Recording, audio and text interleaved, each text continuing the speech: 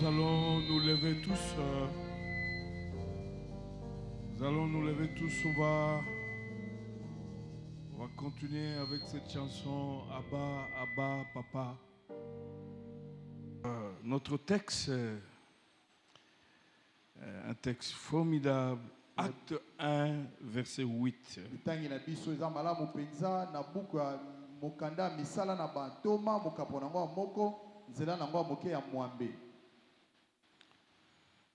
Mais vous recevrez une puissance, celle du Saint-Esprit, survenant sur vous, et vous serez mes témoins à Jérusalem, dans toute la Judée, la Samarie et jusqu'aux extrémités de la terre. Alléluia. C'est important. Vous pouvez vous mettre. Aujourd'hui, le premier jour, je vais parler du Saint-Esprit. Nous reviendrons sur la puissance du Saint-Esprit dans les jours à venir. D'emblée, je me redis que le Saint-Esprit n'est pas une force. Mais le Saint-Esprit a la force, a la puissance. Il donne la force, il donne la puissance. Il n'est pas la force, mais il a la force. C'est important. Parce qu'il y a des religions qui pensent que le Saint-Esprit est une force. Il n'est pas une force, mais il a la force et il donne la force. C'est important. Nous sommes dans un contexte, le Seigneur Jésus est ressuscité. Après la résurrection, la Bible dit il est resté pendant 40 jours en train de parler du royaume aux disciples. Ils étaient là dans la chambre haute. Et puis les disciples, finalement, lui ont posé la question. Ces choses doivent arriver quand? Parce qu'il parlait du Saint-Esprit que le Père a promis. C'est comme ça qu'il dit, pas d'abord le jour où vous serez ressuscités comme moi. Mais vous d'abord, restez ici. Vous allez recevoir une puissance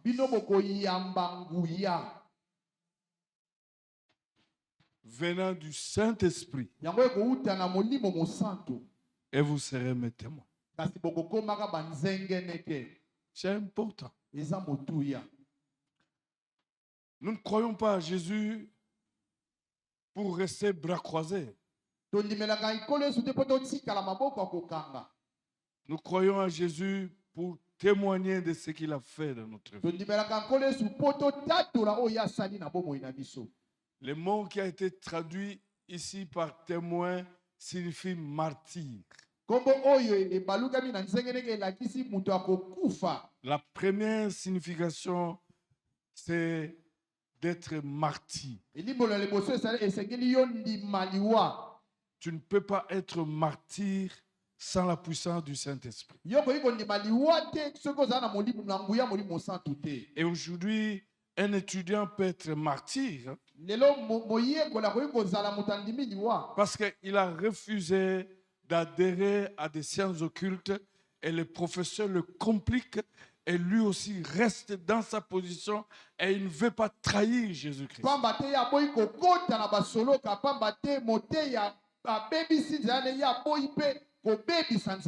Aujourd'hui, une femme qui a un mari occultiste peut refuser de suivre son mari et de rester dans le christianisme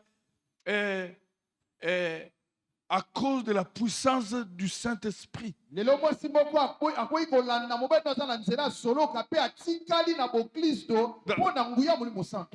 me rappelle un jour un des professeurs ici,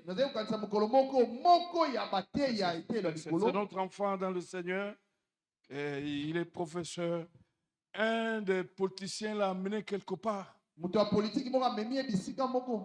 dit que il faut apprendre ces choses si tu veux devenir grand. Il a refusé ces choses à cause de la force du Saint-Esprit. Donc sans le Saint-Esprit, tu ne peux pas tenir. Il y a des gens qui souffrent aujourd'hui et qui acceptent de souffrir à cause de leur foi. Et ils sont aussi martyrs. Pour arriver à ce niveau-là, vous avez besoin du Saint-Esprit. Témoin, deuxième signification, dire avec certitude ce que tu as vu et entendu. Ça, c'est la deuxième signification de mon témoin. C'est celui qui dit avec certitude ce qu'il a vu et entendu. C'est important. Tu ne peux pas devenir chrétien sans parler de Jésus. Tu t'es converti comment? Et comment tu témoignes de Jésus-Christ là où tu habites, là où tu étudies? Comment tu témoignes de Jésus? Et le Seigneur Jésus, il savait très bien. C'est pourquoi il a dit, vous avez besoin de la puissance.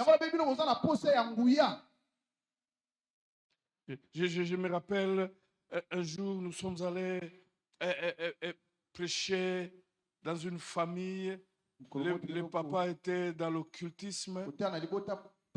Il est venu, il nous a levés sur les chaises. Nous sommes allés tomber là-bas. Et nous avons pris nos Bibles et nous sommes partis. Mais la plupart de ces enfants sont dans le Seigneur aujourd'hui. Tu ne peux pas. Un vrai enfant de Dieu, il témoigne de Jésus-Christ. Moi, je me réveillais à 4 heures. Les gens, ils dorment encore. Je passe de la venue à la venue en train de crier, parler de Jésus-Christ.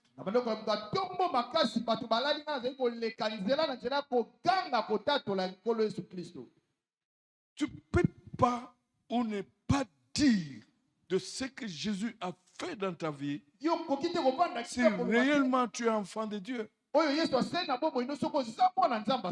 la raison pour laquelle le Seigneur Jésus dit, vous avez besoin de la puissance. Besoin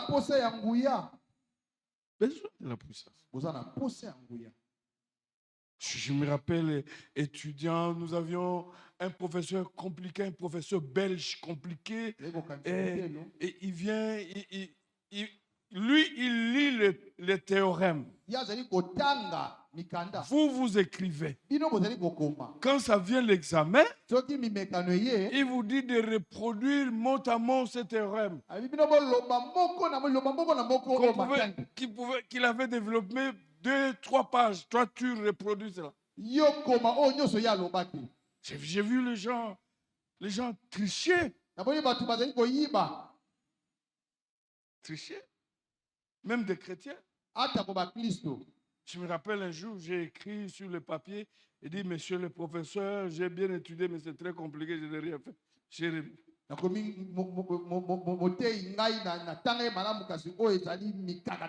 Je suis très fier aujourd'hui d'avoir terminé mes études sans tricher.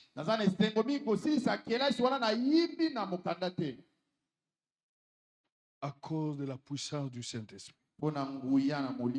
Et enfin, j'avais décidé d'aller lui parler du Christ. Il commençait à me fuir. C'est là où Jésus dit, vous avez besoin de la puissance que vous donnerez le Saint-Esprit. Qui va vous faire partir de la timidité.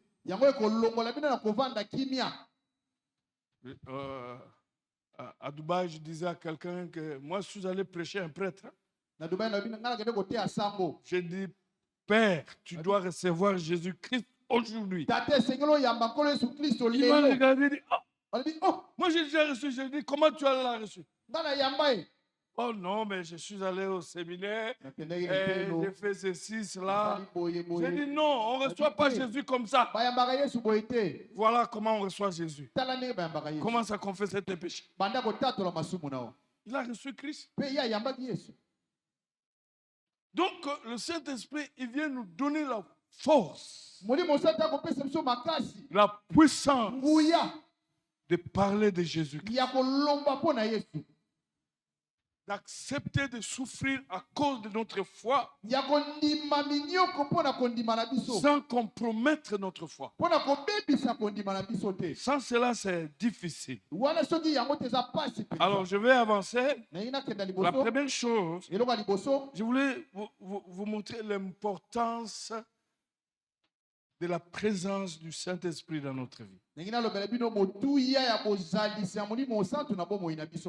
Sans le Saint-Esprit, il n'y a pas de vie chrétienne. C'est impossible. Parce que les démons ne peuvent pas résister devant la puissance du Saint-Esprit. Et le Seigneur Jésus le savait que ses disciples devaient faire face à des puissances de ténèbres. Et ils avaient besoin aussi de la puissance. Avant d'aller plus loin, le mot qui a été traduit par puissance ici signifie la puissance qui opère de miracles.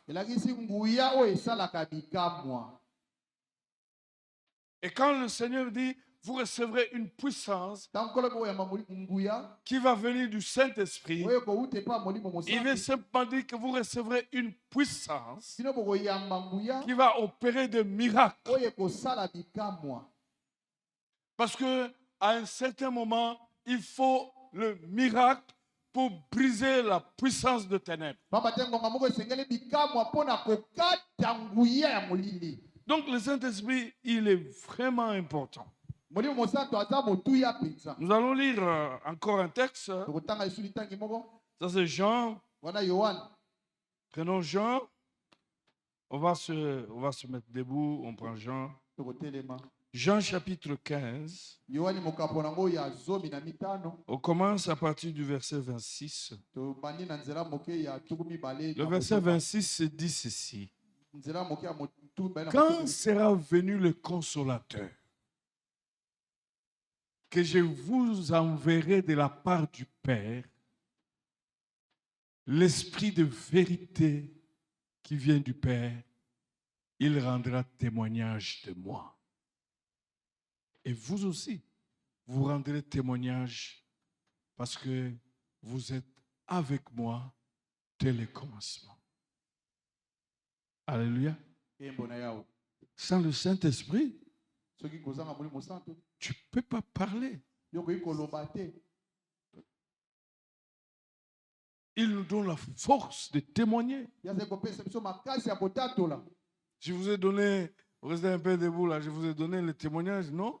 Moi, je partais voler les poissons dans les étangs. Et un jour, les surveillants m'a pourchassé et puis il ne m'a pas attrapé parce qu'il était vieux, moi j'étais fort. Et puis je me suis échappé. Mon père n'a jamais su que j'étais voleur de poissons.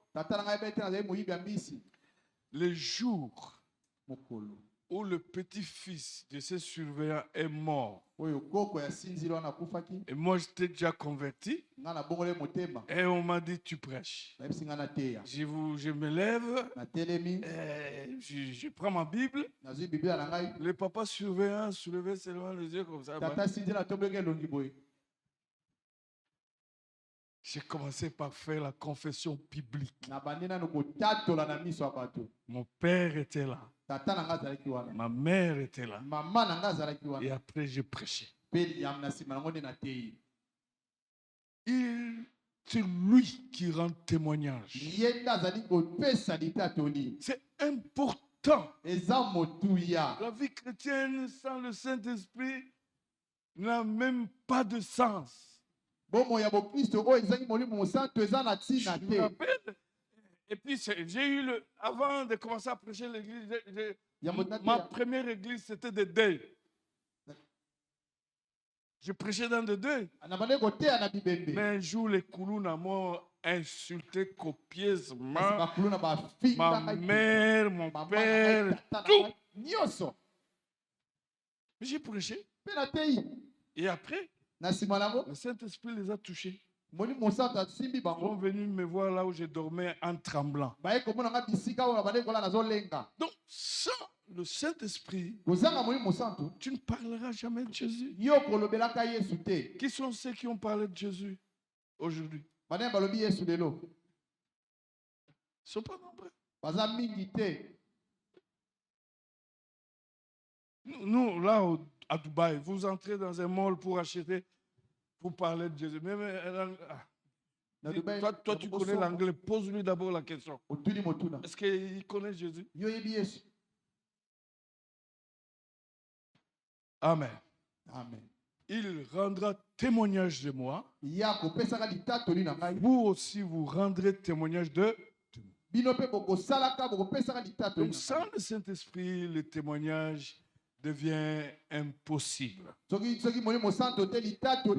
prenons encore, je vais lire quelques textes. Nous prenons encore Jean 16. À partir du verset 5. Il dit ceci: maintenant, je m'en vais vers celui qui m'a envoyé. Nul de vous ne me demande où tu vas. Mais parce que je vous ai parlé ainsi, la tristesse a rempli votre cœur. Cependant, je vous dis la vérité, il est avantageux pour vous que je parte, car si je ne parte pas, le consolateur ne viendra pas vers vous. Mais si je m'en vais, je vous l'enverrai. Et on peut continuer. Et quand il sera venu, il convaincra le monde en ce qui concerne le péché, la justice et le jugement. En ce qui concerne le péché, parce qu'il ne croit pas en moi.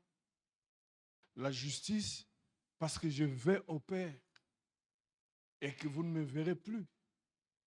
Le jugement, parce que le prince de ce monde est jugé. On peut continuer? Voilà. J'ai encore beaucoup de choses à vous dire, mais vous ne pouvez pas les porter maintenant. Alléluia. Le Saint-Esprit, il est très important. Quand le consolateur sera venu, l'Esprit de vérité, il vous conduira dans toute la vérité. Il ne parlera pas de lui-même, mais il dira de tout ce qu'il aura entendu et vous annoncera les choses à venir. Il me glorifiera parce qu'il prendra de ce qui est à moi et vous l'annoncera. Tout ce que le Père a est à moi. C'est pourquoi j'ai dit qu'il prend de ce qui est à moi et qu'il vous l'annoncera. Encore un peu de temps et vous ne me verrez plus. Et puis encore un peu de temps, vous me verrez parce que je m'en vais auprès du Père. Vous pouvez vous arrêter là. Vous pouvez vous asseoir.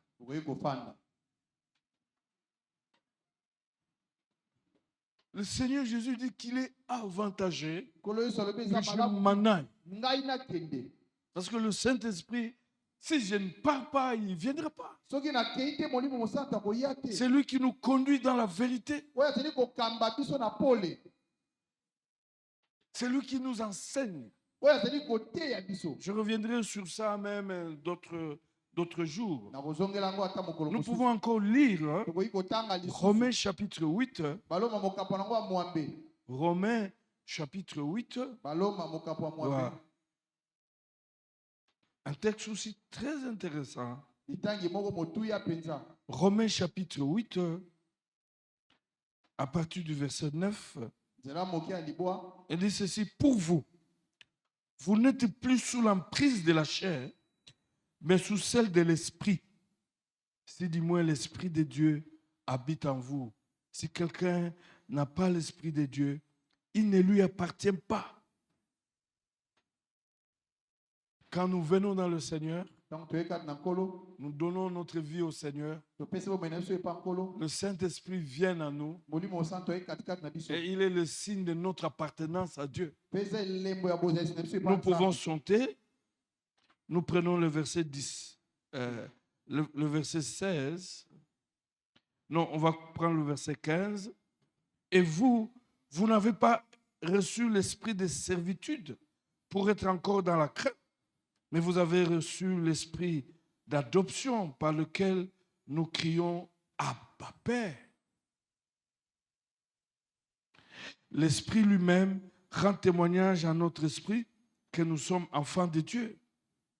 Or, si nous sommes enfants, nous sommes aussi héritiers, héritiers de Dieu et co-héritiers de Christ. Si toutefois nous souffrons avec lui, afin d'être aussi glorifiés avec lui.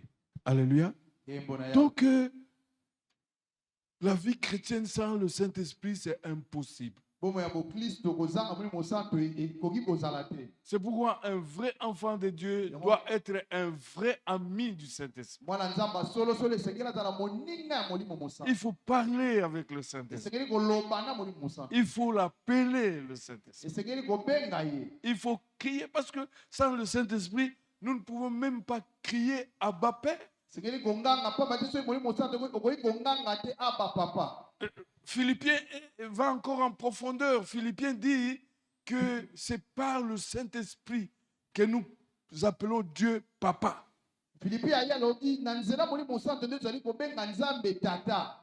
Donc c'est important. Quand Christ dit que vous, ici, vous devez d'abord attendre. Vous avez besoin d'une puissance. Vous avez besoin d'une puissance par la présence de Dieu, le Saint-Esprit. C'est important. La vraie vie chrétienne, c'est faire l'expérience avec le Saint-Esprit. L'entendre. Il te dit ça, ça, ça, ça, ça. Après avoir terminé avec l'importance, je voulais aller encore plus loin pour insister que le Saint-Esprit n'est pas une force, mais c'est une personne. Une personne divine. Quand vous lisez la Bible, le mot qui a été traduit par le Saint-Esprit apparaît 379 fois dans la Bible. Cela apparaît dans 25 livres, dans 25 livres du Nouveau Testament. Le Nouveau Testament, combien de livres? Hein? 27. Donc dans le 27, au moins 25, vous entendrez parler du Saint-Esprit. Sauf dans 2 Jean et 3 Jean. Vous ne trouverez pas ça. Donc c'est important. Le Saint-Esprit Même dans l'Ancien Testament, pourquoi vous allez vite dans le Nouveau Testament? Dans l'Ancien Testament, et, le Saint-Esprit apparaît, voilà, 378 fois.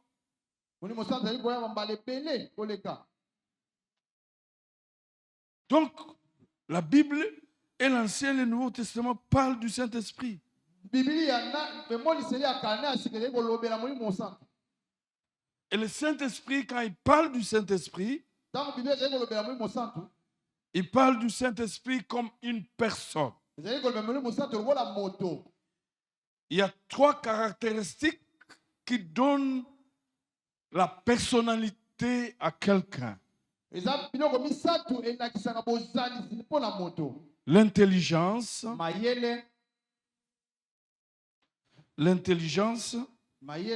la volonté et les émotions. Et donc, quand vous lisez la parole de Dieu, la parole de Dieu vous dit que le Saint-Esprit est intelligent.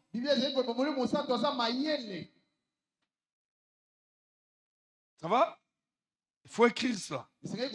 Nous parlons de l'intelligence. Voici les quelques textes.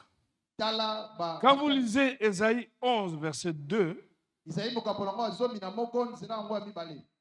est-ce qu'on peut nous balancer cela? La Bible est claire qu'il conseille. Il conseille. Une force ne peut pas conseiller. Est-ce qu'on peut nous balancer cela? Parce que toujours dans ce même texte, il communique la sagesse. Communique la sagesse. Le Saint-Esprit est capable de te communiquer et l'intelligence et la sagesse. Et Daniel avait une intelligence supérieure. Et les enfants de Dieu, ils doivent être intelligents. Pas tu viens prier et puis tu pars échouer et tricher. Et c'est clair, l'Esprit de l'Éternel reposera sur lui. Esprit de sagesse et d'intelligence, esprit de conseil et de force, esprit de connaissance et esprit de la crainte de l'Éternel. Donc sans le Saint-Esprit, la vie chrétienne devient impossible.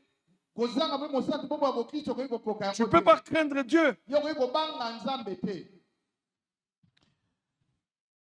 Il est non seulement intelligent, il a inspiré les Saintes Écritures.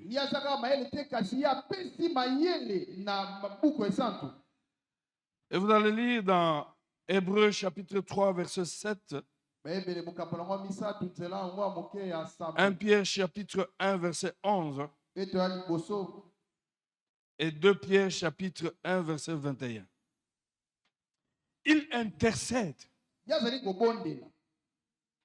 allez lire dans Romains 8, verset 26. Le Saint-Esprit est une personne. Je me rappelle un jour, on se retrouve là, on est en train de prier, et puis un frère, médecin, c'est lui qui était le directeur du PEV, le programme de élargir la vaccination. Le Saint-Esprit met un nom. Il commence à prier, mais il ne connaît pas la personne. Et là où on priait, c'est seulement la nièce de la personne là qui a entendu ce nom-là. Et puis après, on a dit, mais le nom là que tu cites là, ça veut dire non. Et puis la nièce a dit, mais c'est mon oncle. Et nous nous sommes mis debout. Le jour suivant, on est allé jusqu'à Matete prier pour cet oncle. Cet oncle l'a dit, hier là, les militaires sont venus ici. Il poursuivait, tout le monde voulait tuer les gens. Mais nous ne savons pas comment tous on est sortis sains et saufs. Vous savez, le Saint-Esprit a le fardeau de tous les saints. Mais il n'a pas le cœur. Et il profite du cœur des enfants de Dieu. Il peut vous mettre le fardeau d'un pays. Il intercède. La Bible dit, nous ne savons pas ce qui nous convient de demander dans nos prières. Mais le Saint-Esprit vient à notre aide, lui qui sonde les profondeurs de Dieu, et il peut bien prier. Voyez un peu, nos prières sont très pauvres. On prie pour demander les transports, on prie pour demander le loyer, on prie pour voyager, et on prie pour des petites choses. Mais si vous voulez entrer en profondeur, c'est le Saint-Esprit, il vient déposer à vous le fardeau. Toutes les fois quand je priais pour les autres, Dieu a exaucé mes propres prières. Donc il est une personne, il rappelle Jean 14, 26. Il communique la vérité. Il parle. Il enseigne. Et il rend témoignage. Il n'est pas une force. Parce que beaucoup de gens ont pris ce verset et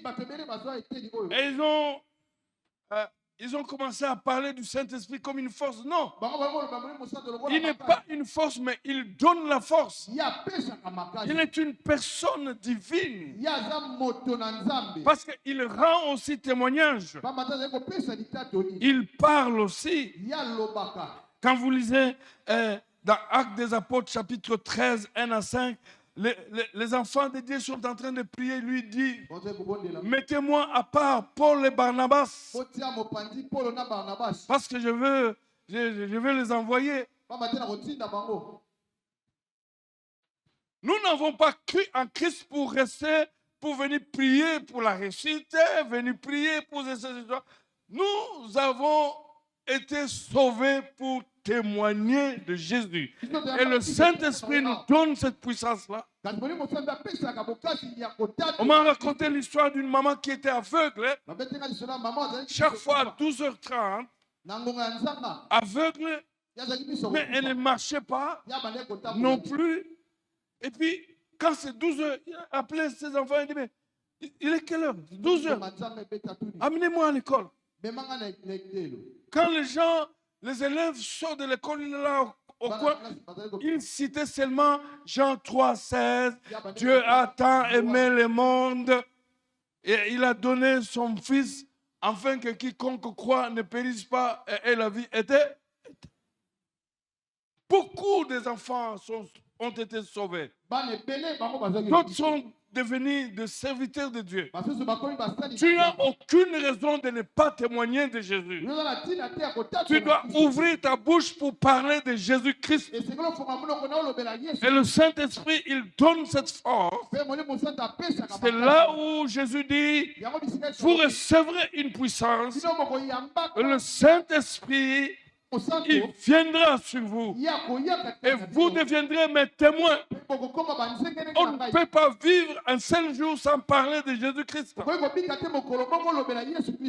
À part l'intelligence, deuxième caractéristique de la personnalité, c'est la volonté. Le Saint-Esprit a aussi la volonté. Une force n'a pas la volonté. Il s'oppose aux pécheurs. Vous pouvez lire dans Actes chapitre 7, verset 51. Il conduit aussi. Actes chapitre 16, verset 6 et 7. Il distribue les dons spirituels. Et j'aimerais que nous puissions nous lever. On va lire ce texte-là. 1 Corinthiens chapitre 12.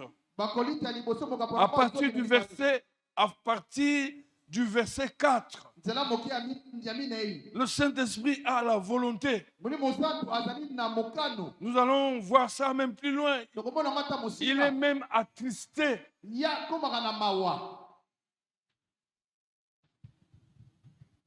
Il y a diversité de dons, mais le même esprit.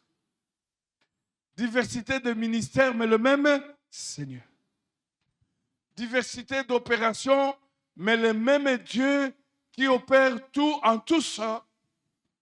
Or, à chacun, la manifestation de l'Esprit est donnée pour l'utilité commune.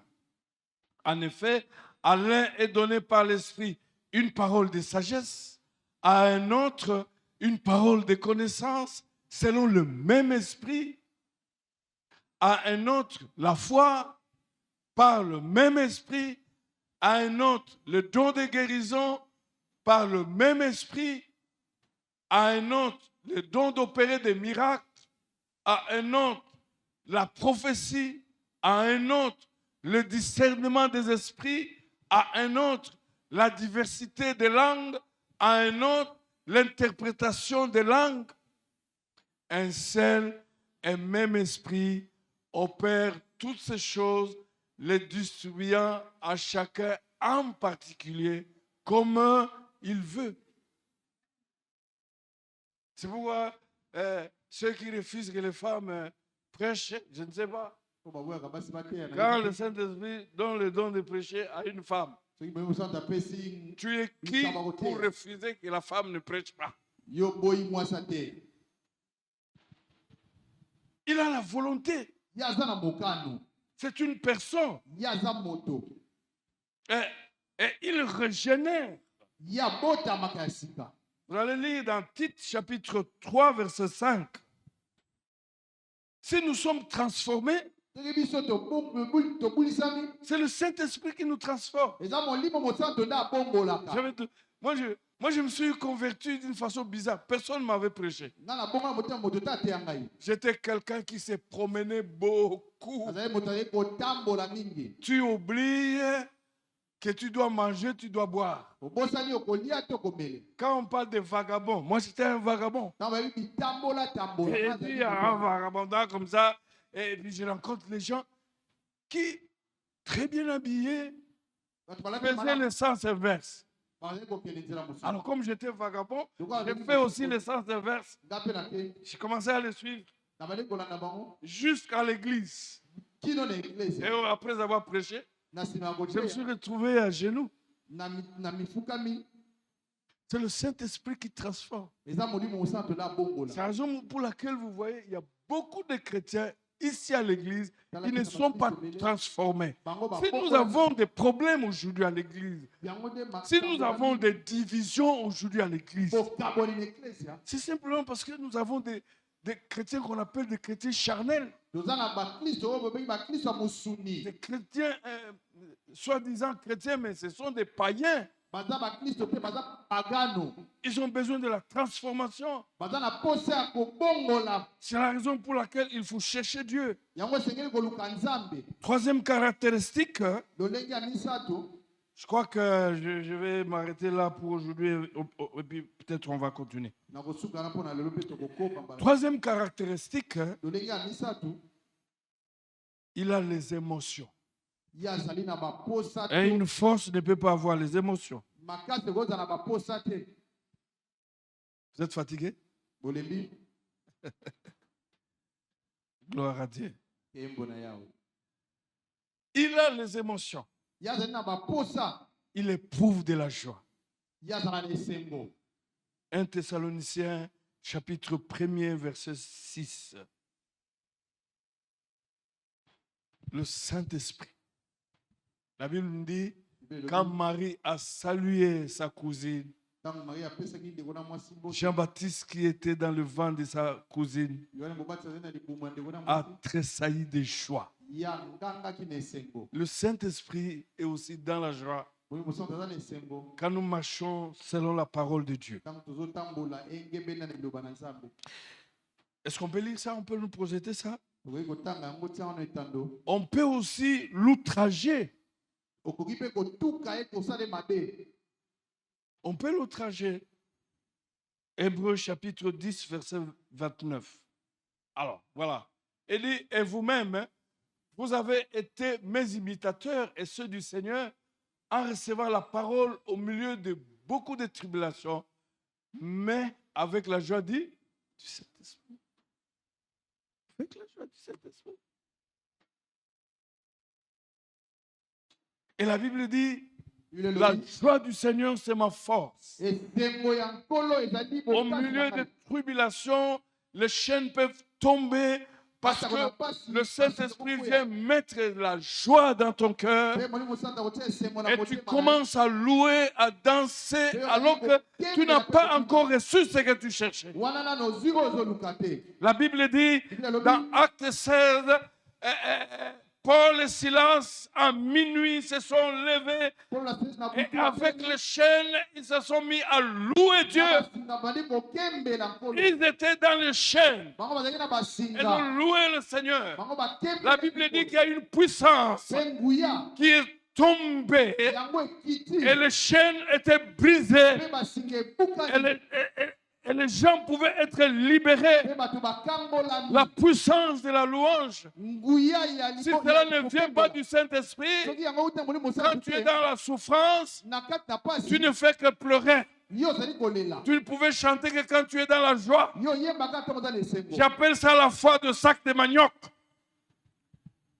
Quand tu as le sac de manioc, tu es dans la joie. Quand il n'y en a pas, tout le monde est au courant qu'il n'y en a pas. Que tu n'as rien ce jour-là. Parce qu'on n'entend même plus les chansons. Le Saint-Esprit éprouve la joie. On peut l'outrager aussi. Hébreux chapitre 10, verset 29. On va nous projeter ça. Parce que alors, on peut l'attrister aussi. Voilà. De quel pire châtiment pensez-vous que sera jugé digne celui qui aurait foulé aux pieds le Fils de Dieu et qui aurait tenu pour profane le sang de l'alliance par lequel il a été sanctifié et qui aura outragé qui? Outragé qui? Ils sont nombreux à l'église qui outragent même le Saint-Esprit. Parce qu'ils ne croient pas, ils ne croient même pas au parler en langue. Il y a des églises, tu ne peux pas parler en langue, tu parles en langue, on te fout dehors. On peut l'outrager. Et comme vous le savez ici, outrage au président de la République, on te juge et tu fais la prison. Mais on peut aussi l'attrister. Une force ne peut pas être triste. Quand nous lisons Ephésiens 4, verset 30, mais aussi, il aime. Ephésiens 4, 30.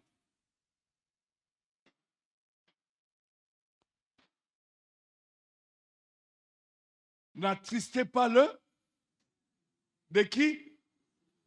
Par lequel vous avez été fait pour le jour de l'arrêt.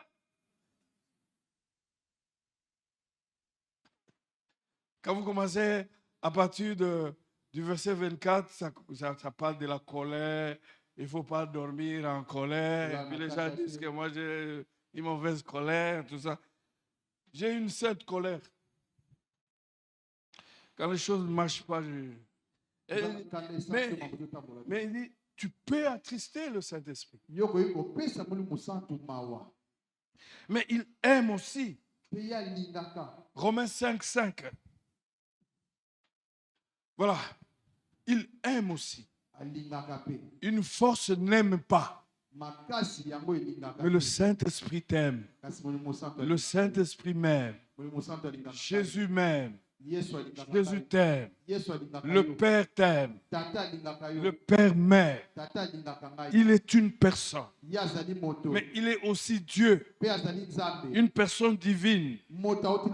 On va continuer cela. Il est une personne divine. Gloire à Dieu.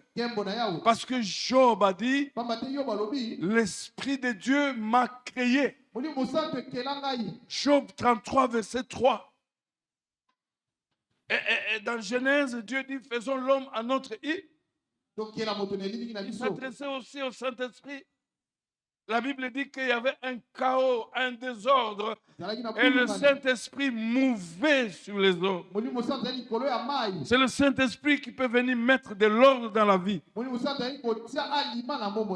Il crée. Il est omniscient, il est omnipotent et il est omniprésent. Nous reviendrons sur cela rapidement et puis nous allons continuer. Le Saint-Esprit est partout, mais le diable n'est pas partout. Le Saint-Esprit est omnipotent. Il a toute la puissance. Jésus a dit, si c'est par le Saint-Esprit que je chasse les démons, sachez que le royaume des cieux est proche.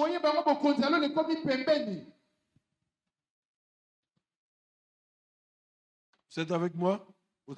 Et vous recevrez une puissance, le Saint-Esprit survenant sur vous, et vous serez mes témoins. Ça n'a pas d'âge. Un petit enfant de 10 ans, s'il est rempli du Saint-Esprit, il peut chasser les démons dans la vie des magiciens. Ça n'a pas d'âge. Alléluia. Nous allons prier le Seigneur. Quelle est ta relation avec le Saint-Esprit? Commence à prier. Est-ce que tu l'as triste? Parce que quand tu ne crois pas au miracle du Saint-Esprit, donc tu le traites de menteur. Waouh, c'est compliqué. Le vendredi, je vous ai parlé d'un jeune homme. Ce jeune homme est né dans une famille compliquée de sorciers. Il était à Kinshasa, ici, s'est retrouvé au village, entouré par les boas. Donc, par moment, il paraît que vendredi, quand je donne le témoignage, lui aussi était là. Il s'est gratté partout là. Et ça a pris du temps. Il est passé même à l'intercession. On a prié pour lui. Il pouvait rêver voir le serpent et finalement, même la journée, affronter des serpents. Son grand-père, son ancêtre, est venu lui dire que tu n'iras pas aux États-Unis, toi. Et quand il est venu me dire, je lui ai dit, va apprendre l'anglais à Cali, tu dois aller aux États-Unis. Il est allé, il m'a écouté. Il est allé. D'abord, j'ai prié, et il a terminé, et il a trouvé du boulot après la prière. Après la défense, il a trouvé un bon boulot. Il a appris l'anglais. Il devait aller à 7. Suivez-moi très bien. Son directeur de l'entreprise et les autres. On a donné le visa qu'à lui seul. Pas au directeur. Pas aux autres. Et puis après, l'université a dit, mais comme tu es seul alors que tout ça, je crois que tu peux rester un peu. Il est allé à Maïndombe pour aller travailler. C'était vendredi. Hier, il est venu au bureau. Aujourd'hui, il a voyagé aux États-Unis. Il a voyagé aujourd'hui. On a programmé en septembre, mais on l'a appelé jeudi passé. Et aujourd'hui, il est là en train de partir. Je crois qu'il est dans l'avion. Quand tu ne crois pas au miracle, tu outrages aussi le Saint-Esprit. Il faut croire au miracle. Je vous ai dit que le mot qui est traduit par puissance ici signifie la puissance qui opère le miracle. Et Jésus dit, vous recevrez une puissance. Cela viendra du Saint-Esprit. Et vous serez mes témoins. Vous serez le martyr. Vous allez accepter de ne pas trahir Jésus. Quelles que soient les souffrances, vous n'irez pas chez le féticheur. Vous allez rester toujours comme ça. Pour ne pas trahir Jésus, il faut la force du Saint-Esprit. Vous devez témoigner de Jésus avec puissance et force. Levez vos mains. Nous allons commencer à bénir le Seigneur pour le Saint-Esprit. Fini ces choses où on sert Dieu avec ses propres forces. Ce n'est pas ce que Jésus dit. Jésus dit, vous allez servir Dieu avec la force du Saint-Esprit. Et quand vous témoignez de Jésus, personne ne peut résister à ces choses. Et les incrédules peuvent voir le miracle les accompagner. Gloire à Dieu. Et bénissez le Seigneur. Oh Seigneur, j'ai passé tout le temps. J'ai fait les efforts. Mais encore ce soir, tu demandes que je puisse te servir avec ta puissance. La puissance de ton Saint-Esprit. Servir avec la puissance du Saint-Esprit. On s'est converti pour servir. Mais pas n'importe comment, mais avec la puissance du Saint-Esprit. Gloire à Dieu. Tu es en train de louer le Seigneur. Il est une personne divine, le Saint-Esprit. Il est intelligent. Il a la volonté. Il a les émotions. On peut l'attrister quand on vit dans le péché. Il est formidable, Saint-Esprit. Tu es en train de prier. Dire à Dieu, pardonne-moi. Tout le temps où j'ai négligé le Saint-Esprit. Tout le temps où j'ai oublié le Saint-Esprit. Car c'est lui qui vient m'aider pour prier. Il est l'esprit de la prière. Et c'est lui qui vient m'aider pour intercéder en faveur de ça. C'est lui qui rend témoignage à mon esprit que je suis enfant de Dieu. C'est lui qui me convainc du péché, de la justice. Je vais te louer, Seigneur. Oh, gloire à Dieu. C'est lui qui transforme. Il est l'esprit de la transformation. C'est lui qui change le cœur. Gloire à Dieu. Gloire à Dieu. Gloire à Dieu.